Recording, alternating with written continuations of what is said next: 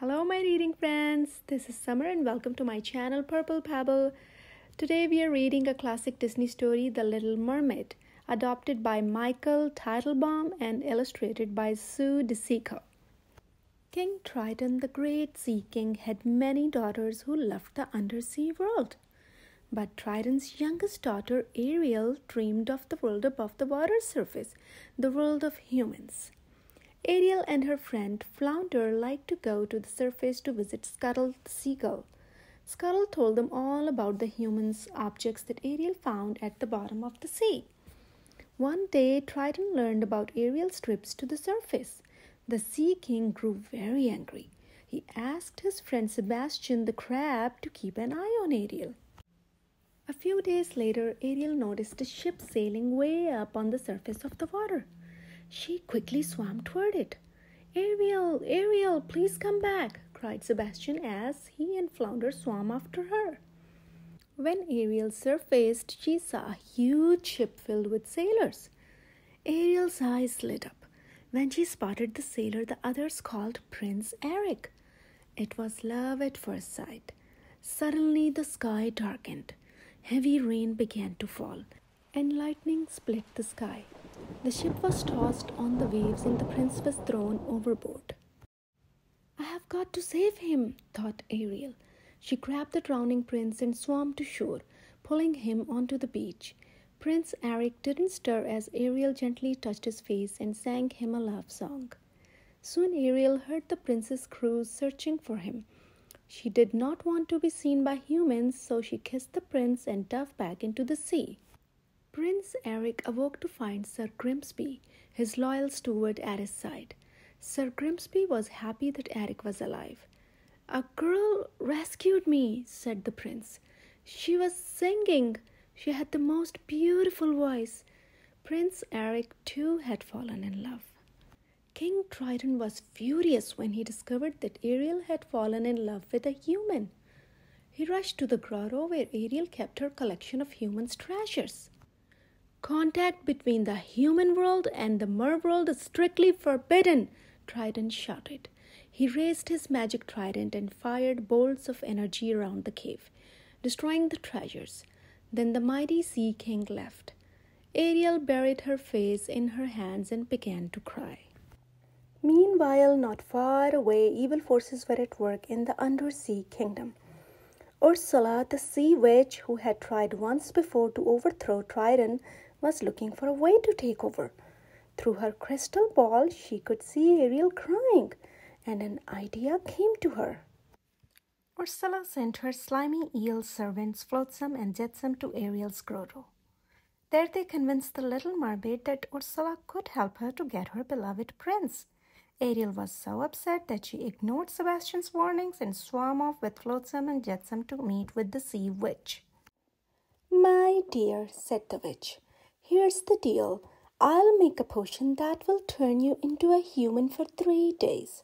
Before the sun sets on the 3rd day, you have got to get dear old Princey to kiss you.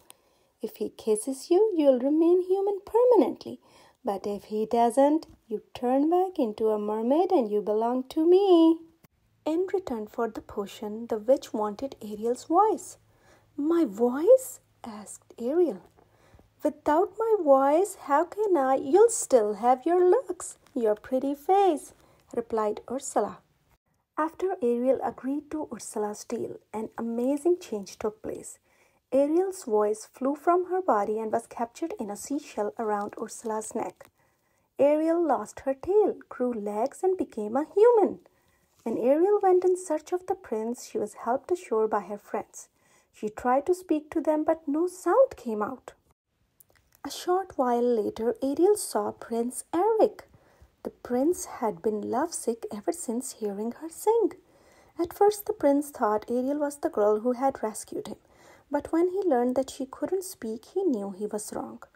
Prince Eric felt sorry for Ariel. She needed a place to stay, so he took her back to his palace. Over the next 2 days, Prince Eric grew to like Ariel more and more. During a romantic boat ride, Eric was about to kiss Ariel when Flotsam and Jetsam overturned the boat. "That was a close one, too close," said Ursula. who was watching in her crystal ball. It's time Ursula took matters into her own tentacles. The sea witch mixed a magic potion and changed herself into a beautiful young maiden. On the morning of the third day, there was great excitement throughout the kingdom. Prince Eric was going to marry a young maiden he had just met. Ursula, disguised as the maiden, had used Ariel's voice to trick Eric. He now believed that the maiden was the girl who had saved him from the shipwreck. Poor Ariel was heartbroken. The wedding ceremony was to take place on Prince Eric's new boat. Scuttle flew by just as the bride passed in front of a mirror. Her reflection was that of the sea witch. Scuttle rushed off to tell Ariel and the rest of his friends. Sebastian quickly formed a plan. Flounder helped Ariel get out to Eric's ship. Scuttle arranged for some of his seagull friends to delay the wedding, and Sebastian hurried to find King Triton. Prince Eric and the maiden were about to be married when a flock of seagulls led by Scuttle swooped down on the bride. She screamed in the sea witch's voice. Scuttle knocked the seashell containing Ariel's voice from around the maiden's neck. The shell shattered, and Ariel's voice returned to her. "It was you all the time?" said Prince Eric. "Oh, Eric, I wanted to tell you," said Ariel. The sun disappeared over the horizon just as they were about to kiss. Ariel's 3 days were up. She changed back into a mermaid. Ursula grabbed Ariel and dove off the ship. Thanks to Sebastian's warning, Triton was waiting for them at Ursula's lair.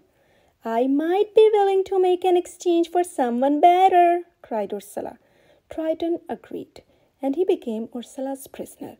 She now had his magic trident and control of the undersea kingdom.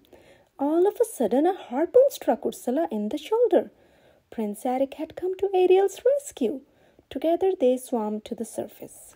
Ursula followed close behind them, and she grew bigger and bigger with anger until she rose out of the water. Prince Eric swam to his ship and climbed on board. He grabbed the wheel and turned the ship toward Ursula. Just as the sea witch was about to fire a deadly bolt at Ariel from the trident, the prince's ship slammed into Ursula. The evil witch was destroyed. Now that the witch was gone, Triton was freed. He rose from the sea and saw Ariel watching Prince Eric, who was lying on the shore unconscious. "She really does love him, doesn't she?" asked the Sea King. Sebastian, who was nearby, nodded. "I am going to miss her," Triton added. Then he raised his trident and shot a magic bolt at Ariel's tail. The little mermaid's tail disappeared, and once again she had legs. Ariel was now a human. Prince Eric awoke in time to see his beloved Ariel running onto the shore. He kissed her, and they were married that day. After the wedding, Prince Eric and Ariel sailed off on their honeymoon to live happily ever after. The end. If you have enjoyed this classic story, please click the like and subscribe button and buy a book for your home library to support the authors and publishers of this wonderful book. Thank you.